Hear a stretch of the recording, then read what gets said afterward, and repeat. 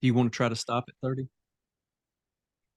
Hello and welcome. This is your coach Keya from the Be Happier podcast on Crossroad Conversations with my dear friend Eric Milligan.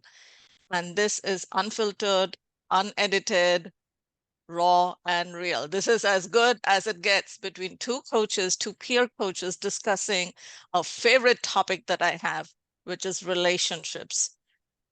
And when it comes to relationships, this is what I believe. If you are at a crossroad in your relationship, the biggest relationship you have is the one you have with yourself. When you wake up in the morning and you look into the mirror, who do you see? What do you see? When you feel somebody said something to you, or somebody did something to you, or somebody looked at you a certain way, or whatever it is, and if that is bothering you, if that is triggering you, it's because somewhere within your deep unconscious, you believe it to be true. And I'll give you a clear example. Before we bring in Eric, I want you to have this mindset while you're listening to these two friends, two coaches talk about this extremely sensitive topic. If I told you that, hey, I don't like your green hair, you'll be like, what is she talking about? I don't even have green hair. Right? Unless you have green hair, then pretend I'm talking about your purple hair. And you'll be like, what is she talking about? I have purple hair. Why is she talking about green hair? Or I have green hair. Why is she talking about my purple hair? It is not going to affect you at all. But if I said, I don't think you're a very nice person, I think you're a horrible person, and suddenly you'll be like so offended. How could she say this? How dare she say this? What does she mean by that? And I'll tell you why you are getting triggered by that. It's because your conscious mind is only 10% of who you are, 10 to 12, and your unconscious is 88 to 90%. So you are not aware of your unconscious thoughts. I am not aware of my unconscious thoughts because the moment I become conscious of them, I become aware of them. They're my conscious thoughts. So somewhere deep inside, there's a hurting kid, a hurting child who feels that maybe I'm not so good after all. So when this person is calling me a name or triggering me somehow, there might be some truth to it. So I'm reacting to it. So I'm fighting it. And that is the crux of all relationship coaching. So you will hear a lot of conversations that Eric and I will go into. Today is just the beginning.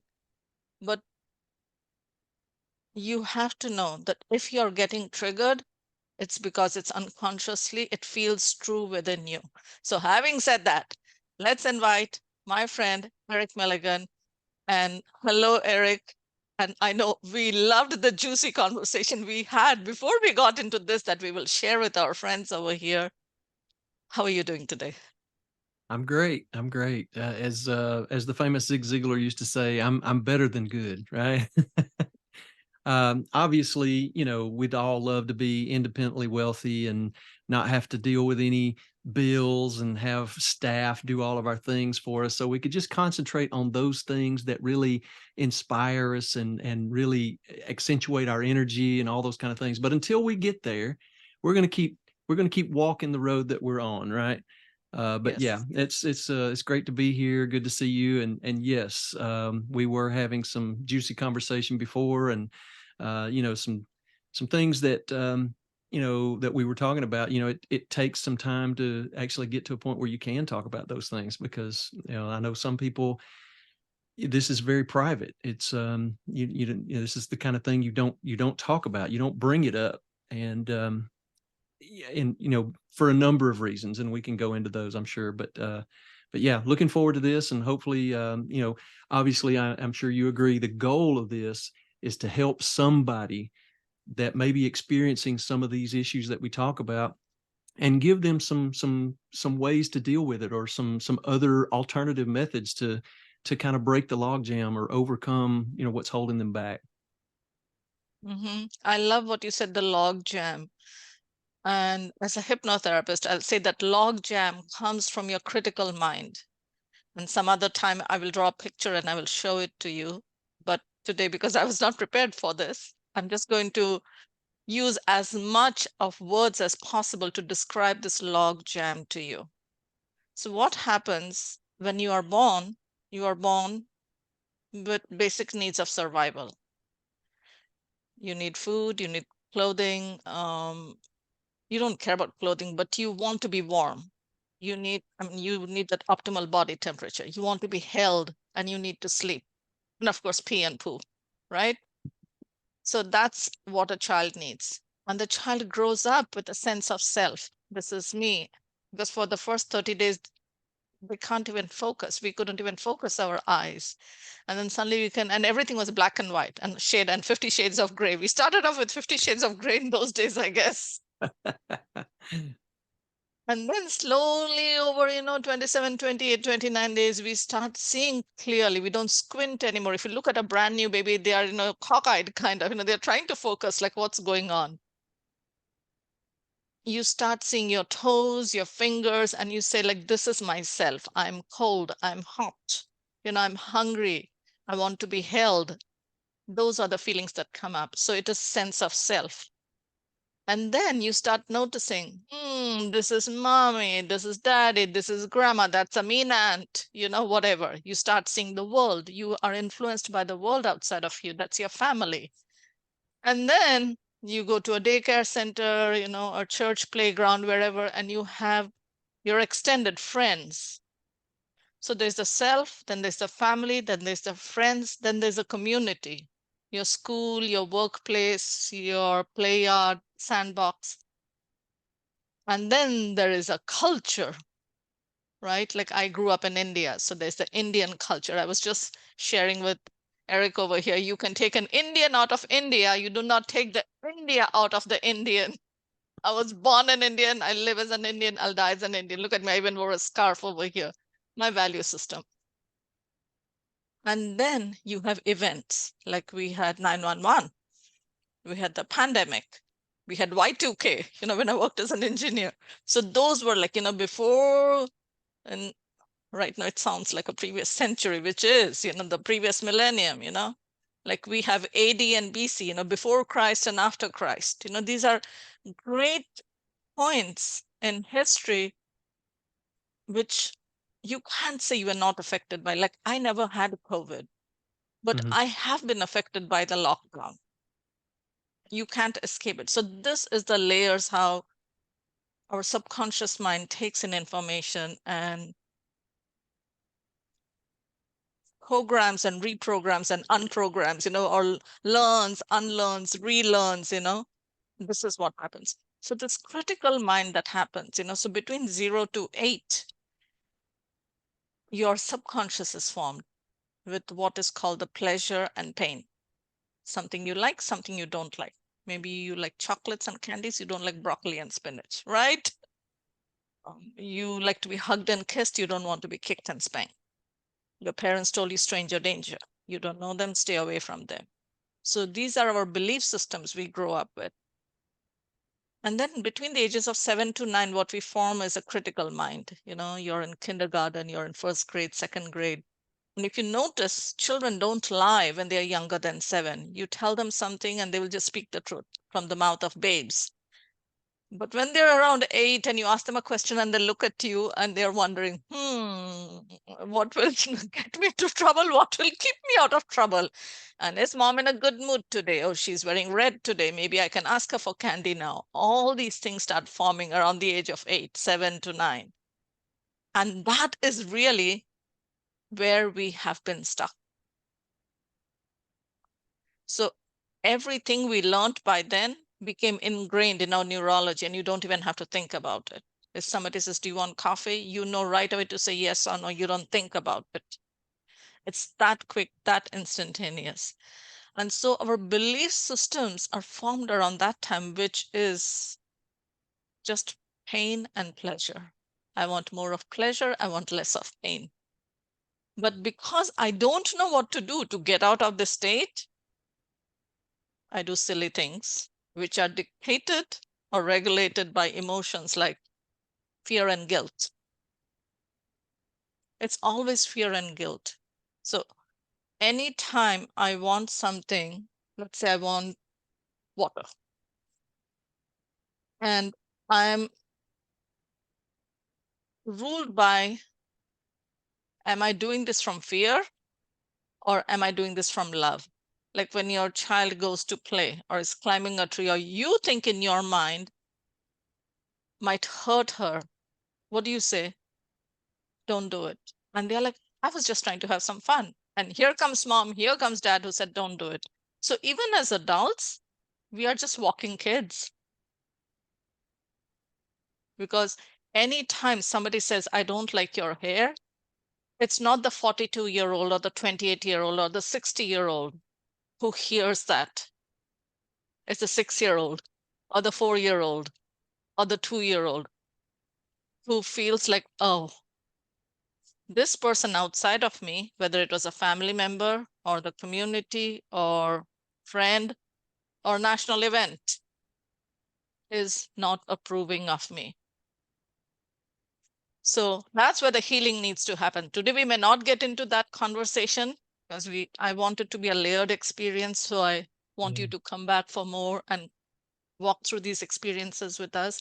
But today we are going to talk about the crossroads in relationships. And that could be your kindergartner going to first grade. It could be your elementary school kid going to middle school kid going to high school kid going to a college, or not going to a college. Both are painful. If you go to college, my bills and my kid won't be home. They don't go to college, I don't know what am I going to do with this kid, right? And then, of course, our intimate relationships. Our parents grow old, parents retire, parents die. We fall out of love with the person we fell in love with, and everything could be a crossroad conversation. So, Eric, tell me, what is stirring your heart the most that you would like to share? Yeah, so let's jump right in. I like what you opened up with about the progression and the development of, you know, your the way you think. It's basically setting your mindset for how you experience events. And I've been posting some stuff about that recently as well, which is kind of coincidental because we didn't talk about this topic until yesterday. Um, so what I've been telling is, you know, everything that happens in your life is some event, right? And it's just a fact. It is what it is. It just, whatever it is, just happened. Now, what we fail to realize many times is you, as the experiencer of the event, you get to choose what meaning you assign to that event. And your whole life is a string of events. If you think about it, and somebody says, well, tell me something about yourself, you immediately jump back to some event and you start telling event. You don't give every single day, you go by events. And so your whole life experience is summed up. It's kind of like an equation. It's the sum of all of your events. And those events are a story. And the story is being told based on the meaning that you give to each of those events. The problem with that, I mean, and that's great. And when you recognize that and accept it and embrace it, then now you have just been empowered to change your story. If you don't like the story that you're living, I don't like the way my life is going, I don't like the story this is telling. You have the opportunity now for the next event that occurs in your life to assign a meaning that supports you and points you in the direction that you want to go. My life is here. I would rather it be up here. So the next time you experience an event, how does that event support me getting to there? Because everything is either happening to you and you're a victim, or it's happening for you and it's helping you to get to where you need, even the bad things, even the hard things. Because if you think about, if you go to the gym, you can't build muscle without pushing weights, right? And you have to tear the muscle down in order to build it up stronger. So, with everything, you have to tear something down to build something up, because, that's just life. It is a fact. You can argue with it, but it's the truth. And so I liked that you opened with that. And then you were talking about where to start and how does that relate to relationship challenges. And I think that is key, because relationships are just the same. It's a series of events that you experience with somebody. right? The meeting and falling in love. Well, how did that happen? Well, it was an event. You just met. There was no meaning to it until you began to assign meaning. Oh, he Mm-hmm. did this because he has an eye for me, or she did this because she thinks I'm attractive, or and so you start assigning meaning, and when those two people assign meanings that are similar, now all of a sudden their expectations begin to align, and now they can kind of grow together, right? if Mm-hmm. if if you're assigning meaning and I'm assigning meaning and our expectations are misaligned, we're never gonna line up. It's never gonna work. So I think that's one of the keys in any relationship, whether it's a meeting a stranger on the street or one of your longest lasting relationships, deepest, most intimate relationships, is that alignment of expectation.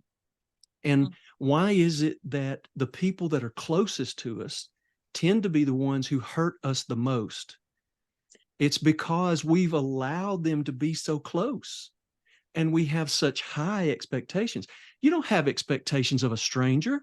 You just Mm-hmm. expect them maybe to be cordial. Okay, well, that's a low expectation. It's easy to hit that bar, but now it's your parent or a sibling or your lover or your spouse, and you got expectations up here. You guys have spent time together. You know how I think. You know what I like. I expect you to be up here. And when they don't meet that expectation, now there's a disappointment, there's a letdown, and you assign meaning to that. And depending Yes. on what kind of meaning you assign, it can be a problem. So recognizing that, you can grab hold of that in the moment. And as you said, when your inner child gets wounded by one of these misaligned expectations, grab hold of that and say, okay, why did that wound me? Why did that make me feel like that? And if it's a personal thing, then process through it. Tell the other person, hey, I need a minute. Just give me a minute. And I have to do that with my wife because of past relationships and things that were done to me, things that were said to me that really wounded me. And then we'll be having a conversation and she'll do something that kind of triggers that. And I know she didn't mean anything, but I still had the feeling. And so Mm-hmm. sometimes I'll have to tell her, hey, if I'm acting a little weird, it's not you. I'm processing through something. Just give me a few minutes and I'll be okay. I know it wasn't you. It's me. Let me just deal with it, and then we can get back on track. As long as there's communication, those aligned expectations. If she's Mm-hmm. expecting me to be this happy, joyful person that I normally am, and I'm over here in deep thought trying to process through why did that hurt me, then we're going to have the misaligned expectations because I'm not the person she's expecting me to be. But when I come forward and I say, hey, I was a little wounded a minute ago, it was not you. It was something that happened in my past. I recognize that. Just let me process that, and then I'll be okay. Now we got expectations aligned again. So that was just the first thing that came to me. Mm-hmm. So this is what I want to share with our friend who's listening in. Eric and I have been consciously doing this work for 25, 30 years. So we are at a different place in our life. But if Right. this is the first time you're hearing this, ask yourself, am I having a green hair moment? Okay. So remember this green hair because it's hard to forget green hair. I want this to really get into your neurology, into your subconscious. Like ask yourself, anytime you feel triggered by anything, ask yourself, am I having a green hair moment? And if you forget it, I'm going to give you something else as a backup. Whenever you're not feeling good, get up and get out. Just get up and get out. And if you are in Japan in, I don't know, 120th floor, take the elevator, come down and go out. Go out. Because there is magic in both of these things. One is the moment you physically move your body, your emotions have to change because now your brain is like, oh, I need to send some other hormones. Okay. Because it's no more stress hormones. I need to give some other hormones. So at least, an adrenaline, so you can get up. You need it because you can't just get up. If I say get up now, and your body starts moving, you don't know how fast your brain and your nervous system work before you started getting up. And when you get out of that space, so you already got up and you're moving, already you're pumping some happy hormones, some healing hormones. And the second, and you don't have to worry about the names of those hormones, just remember happy hormones and healing hormones. And when you get out, what happens? You're in fresh air. There's magic in inhaling fresh air, which is different from the air indoors. And if you are outdoors and you have this conflict, just get up and start walking away and tell them, like Eric said, honey, I need a few minutes. Give me a minute. Give me 60 seconds. And you walk away and Yeah. you breathe. Right. Don't start calling anyone. Breathe. Take 4 breaths. Just inhale, hold, exhale, and pause. Remember, no breathing in and out, breathing in and out, breathing in and out. That's anxiety. Okay, that's too fast breaths like a dog. You want to inhale and hold. Just hold that breath within you. And then slowly relax. Let go of that breath and pause. Don't be in a hurry to breathe in again. The simple exercise of taking those 4 slow, long, deep breaths. Again, I'm asking you to remember slow, long, deep breaths. It's going to change the stress level and you can return. Yeah, I think that one of the things there that from my perspective, I know, your team and the people that normally listen, they're, I know they're getting tons of value from you. Here's just a different perspective that that that specific breathing exercise that you just mentioned is also used by the military. Special service soldiers, they're taught that to regulate their body, to regulate their stress level, because they're in high stress environment. And so if I'm trying to shoot and I'm all jerky, I'm going to be bad, but I learned to do this breathing exercise that calms me down and steadies me. The other thing that it is it's giving you power to take control of that situation. Even though you don't really control the situation, the only thing you control is what's going on up here. And one of the ways Mhm. you do that is you think, I need to do 4 things. I need to breathe in, I need to hold it for a second, I need to breathe out, and then I wait a second, and then I do that again, and do that process 4 or 5 times. You have just taken control of a situation that was getting away from you. And that Mhm. is an empowering thought that helps you to go, hey, I'm not being overwhelmed and overcome by this. I still have a level of control. So I just wanted to share that. Oh, no, that's absolutely the thing, because these are the 3 reasons why people come to work with me. Either they're feeling lost or stuck or overwhelmed. And I don't tell this to them upfront, but all those 3 are choices. Choose to stay stuck. Like in relationships, right? I choose to be lost in my own thoughts, Oh, I have so much of clutter around me. I'm lost in my own stuff and overwhelmed. It's a choice. And if you break it down into the new age conversation, it's your elements, your earth keeps you either stuck or gives you stability. Earth, right? Water can keep you in flow or keep you in overwhelm. Balanced energy, water will keep you in the flow. Unbalanced energy, or you can say balance or unbalance, or you can call it the light and the shadow. The light side of water is its flow. Without water, we cannot live. But if there's too much or too little of it, we will have the overwhelm, right? And lost, it's air. It's the air element. You're lost in our thoughts, airhead, right? Too much air, or you have just the right amount and you can breathe, and that's our life force. Every living being is alive and has one commonality: is we all breathe. Mm-hmm. So it is just that much, doing just that much with yourself can take you from where you are to a better place. May not Mm. be where you want to be, Okay, right away. It's not that instantaneous. It's not instant karma or instant magic or anything like that, or instant winner of a lottery or whatever, instant success, because we are so much into this microwave mentality. But stick with us, stay with us, leave a comment or email us, and we can go deeper into this conversation. And if you leave a comment, we will definitely pick up whatever it is that you're sharing with us and make it part of our next conversation that we have here, Eric and I.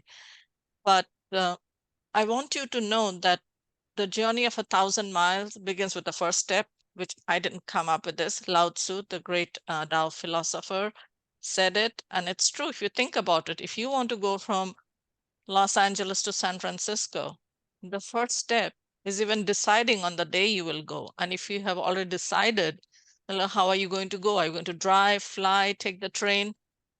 These are all part of those steps that will take you finally out of the door and on the road. So the journey of 1,000 miles begins with that first step.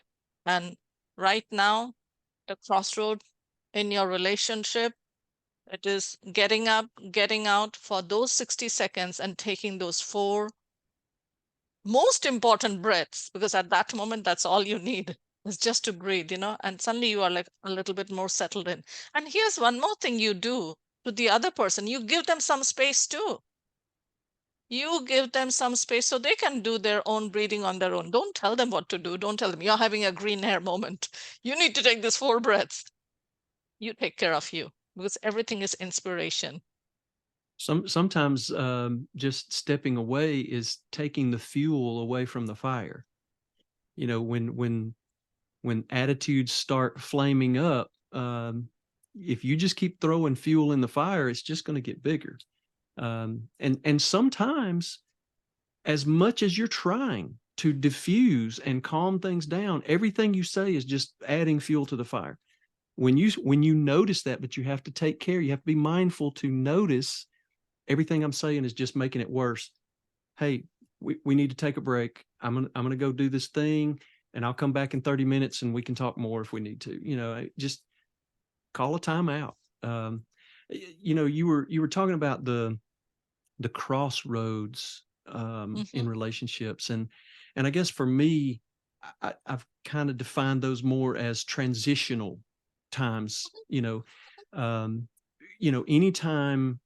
Anytime there's a transition, the underlying thought is there's a change, and we just naturally resist change, which is very odd, because the one of the main things that is constant in this world is change.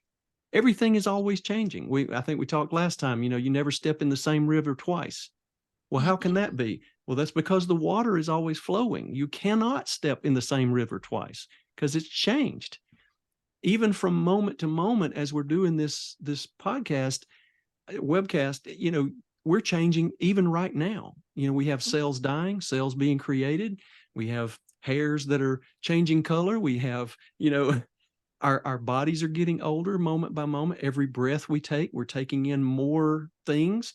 So we're constantly changing. So the fact that we have a natural resistance to change almost doesn't make sense.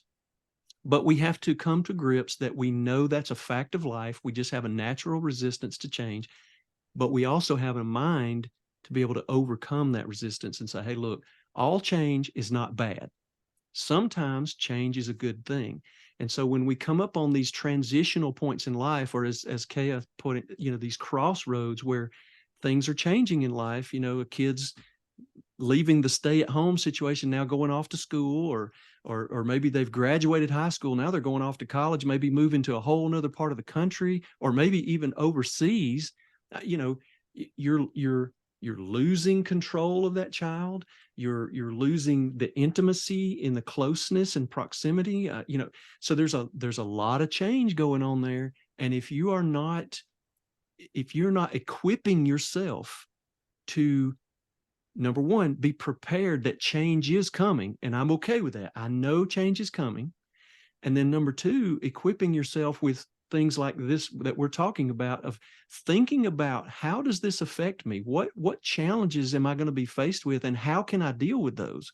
maybe just communication with your child. What's going to be the pattern? Maybe you need to set that child that's moving off to, from LA to New York, you need to set a regular rhythm. What's our rhythm going to be? We're going to talk once a week. We're going to talk once a day. We're going to talk once a month. How often are they going to come home? Only on holidays? Once a quarter? I mean, what is it? And if you, as we were talking before y'all came on, a lot of this is, well, actually, I think I said it earlier, is that alignment Mm. of expectation. So in these transitions, if you've got somebody that you're going through this transition with, it becomes vitally important that you do align those expectations. Now, sometimes it can be a kind of a dictatorial thing. This is me driving the relationship because I'm the parent, you're the child. But sometimes there needs to be some negotiation there, that, hey, this is what I would like, and so you make your expectations known, and they come back and they say, well, I don't necessarily agree with that, but I can do this. And so that may not be a perfect alignment, but at least there is an alignment, rather Mm. than, well, I want it like this, and now you got no alignment, so then that's just going to create more of that firestorm, right? Man, I could talk to you forever. And especially this topic because it's so close to my heart. Yeah. And but here is a few things you brought up. Because you cannot avoid change. Change is the only constant in life. Like even you shave every morning, and then next morning you're like, I shaved last morning and still I have to shave again. Yeah. And so how did my beard grow? Because we don't notice. And meditators, this is something we start off with noticing our breath. Because when you're taking those 4 breaths, you will count 1, 2, 3, 4. Inhale, hold, pause, exhale, pause. You'll be counting. So you'll be very mindful of your breath. And suddenly you'll get into this rhythm. It's like, man, I really like it. I want to do 4 more. Oh, I want to do 4 more. I want to do 4 more. And suddenly it'll be 4 minutes and it'll be 40 minutes or even 4 hours. Some people do that. I've done that on weekends. So to know that change is something you cannot avoid. Your kids will grow up. Your beard will grow. Okay. Your hair will lose its color and you'll have to color it again. The other thing, what you said was, attachments. So when we say attachments, there's 2 things, 2 facets to attachments. One is attachment and one is expectations. Mhm. You cannot control either, but you can manage. Right. And because this is with those people, not a stranger that you just met and your expectations are this low, but it's someone you're intimate with, and that's why you want to talk to someone. It's always nice to have someone who can be objective with you, Mhm. whether it's the priest in your temple or the pastor in your church or someone that your insurance company will pay for, or you're like, no, I don't want this to go on my insurance, but I want to talk to someone outside of this. So you can call up Eric, you can call me, or find someone in your neighborhood or someone on Google or Yelp. But you can have that objectivity with someone who has your good in their heart. Mhm. And either they are a professional or, like I said, a priest or a pastor. And I'll tell you why them and not your best friends or your family members, because your friends and your family members will be biased. They will lean towards you or them. And you may be like, oh, this is my friend who has been both our friends, has been a Mhm. friend to both of us. And now you're making your friend choose. And this is what happened to me once. I went when was doing my master's program. It was a 3-year program in computer science, and I had a friend, and he was very dear to me. Like, you have many friends, but then there's this one friend, and he got married, and I knew his family very well because this is how we Indians are, like everyone is an uncle and an auntie and all that. And so his wife became a dear friend of mine, and she really looked up to me, and she was like, oh, my husband has one friend that I really connect with, because she had her own set of friends, right? And being from India, a man and a woman can't be really friends, but then, yeah, we were friends. And the years went by, and we were in our 40s, and we were sitting at their dining table. And he just left the table with the daughter to play outside. And she and I started connecting at girl to girl. And she was saying things about my friend. That is her husband. And she's like, you need to talk to him about this. So I listened because I'm a coach, I'm a listener, I'm a therapist. I could listen to her. And after I listened to her, and then she felt better because it was like an hour. And she says, I remembered she had told me that I need to talk to my friend. She didn't say you need to talk to him or my husband, your friend. Suddenly it was on me. And I said this, talk to me about anything you want to, but don't put me in this place. Because if I have to pick between two friends, I won't know what to do. And plus, I have known him for 5 years more than I have known you. I might lean towards him, and that won't be fair for you. So I will say this to you, go to someone who's not a friend, go to someone who's not a relative, and they will give you unbiased strategies. It's that Anyone can give an opinion. it's that emotional investment. You know, Yes. when you have an emotional investment in somebody, it's very hard to be objective, Yes. because your emotions are tied into that situation. So just like Keya's situation, it's almost impossible to be objective because she cares for her friend that she's known for all these years, but she also cares for this new friend, even though she hasn't known her very long. But now I've got a heavier emotional investment on one side than on the other. I can't really be objective. Um, and I think another thing that's probably key, and you can speak more on this too. I don't know how much time we have left, but when you said she talked to you and she felt better, and I have found that in my own life. When I was going through my divorce, I had nobody to talk to, and so I was carrying this burden myself. I didn't want to talk to my parents because I didn't want to disappoint them. I didn't want to hurt them, and so this was hard. And I know anybody listening that you've been through it, you know what I'm talking about. But I had a friend at work that we weren't super close, but we were close enough. And she noticed that I was different. And she asked me some questions, and I was on the verge of just losing it emotionally. And she asked the right question, and I just spilled my guts and I told her everything. Now I felt better after that, but it didn't fix anything, right? It was Mhm. very cathartic in that it allowed me to process all of that pent up emotion, but it didn't ultimately fix anything, right? So I think it's key to understand that you can have a conversation. So you can go to that friend and you can tell them all your business and you can spill your guts and you can gripe about your husband and gripe about your children and do all these things, but it's not going to fix anything. And Right. the only thing they're going to come back to you with is, because of their emotional involvement with you and their investment in you, is they're going to come back with things of how to protect you. So Hmm. so it's not going to fix anything. What you've got to do is, like Keya was saying, find an impartial, somebody who doesn't have an emotional investment in either party, and present that to them and just say, hey, here's my situation. What do you think? Tell me from the outside looking in, what does it look like? What do I need to do here? And that way you can get the cathartic exercise of getting it out there, but then you also get the benefit of some positive strategies that might be able to be applied. So Hmm. Yes. And I'll go back to the previous. This is gold. I mean, this is more precious than gold. If there's something, it's as precious as your breath, let me tell you, dear. But another thing you mentioned was communication. And communication, we will talk deeper in our next conversation related to relationships. But communication is not about talking, and it is not about listening. For me personally, communication is about connecting, like you were talking about the alignment. It's mhm. about connecting. So when you go speak to a coach or someone who's impartial, you get objectivity.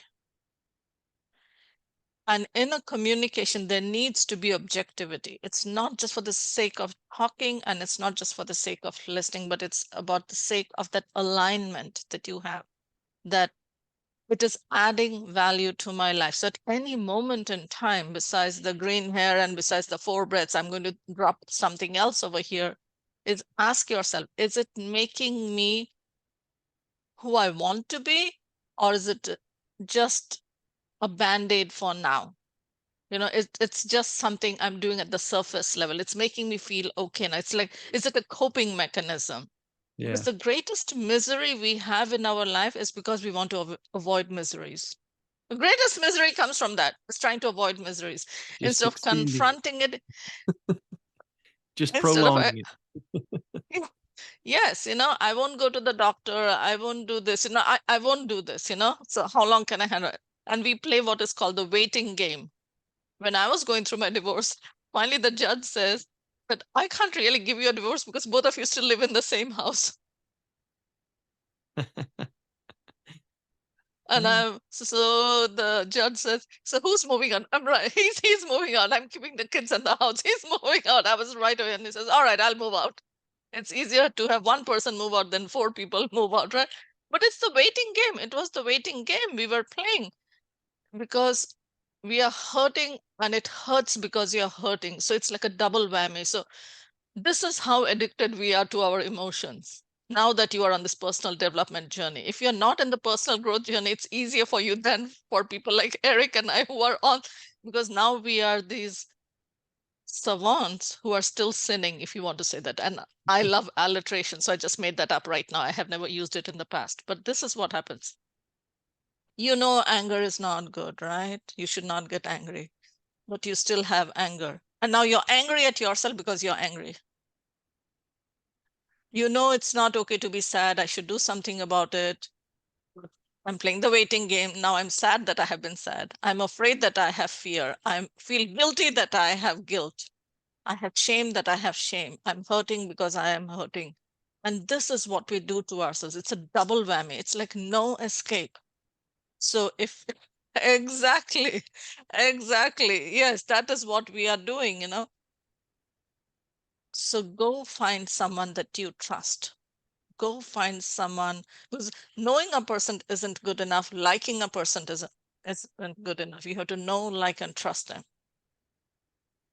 Leave a comment. Okay. Yeah.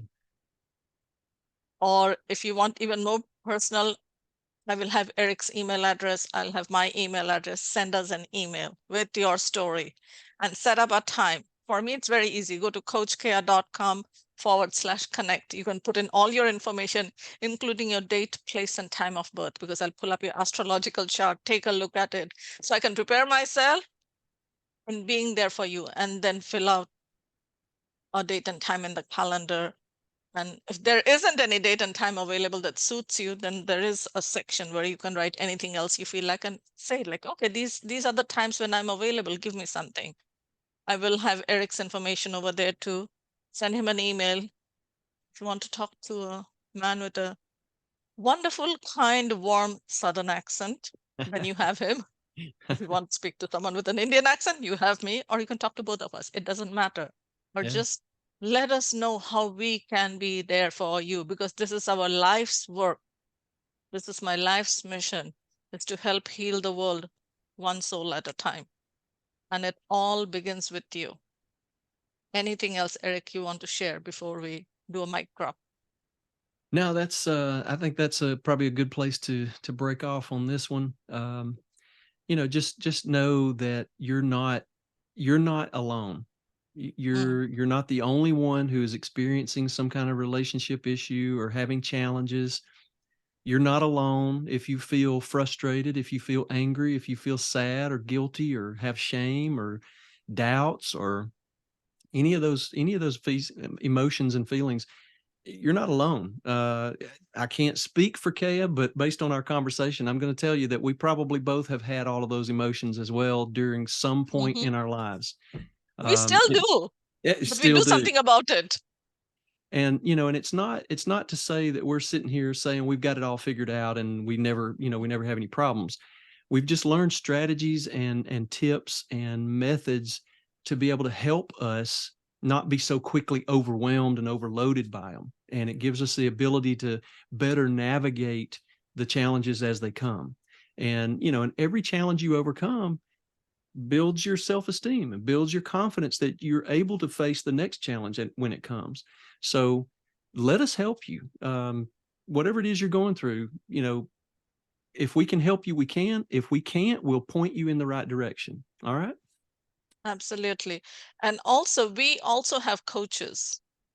We have Yes. healers. Yes. we have a team supporting us so we can be there for you. It's not Right. like, yeah, that will never Not, happen. we're So not an island. no, never an island. Yes. All right, dear Eric, I love this conversation. Let's have another one scheduled for next week. And these crossroad conversations on the Be Happier podcast will be waiting for you. Do like, do comment, and share it with your friends so we can spread the word and make this world a happier place, a lighter place, a beautiful Yes. place, the one Yes. that you want to live in.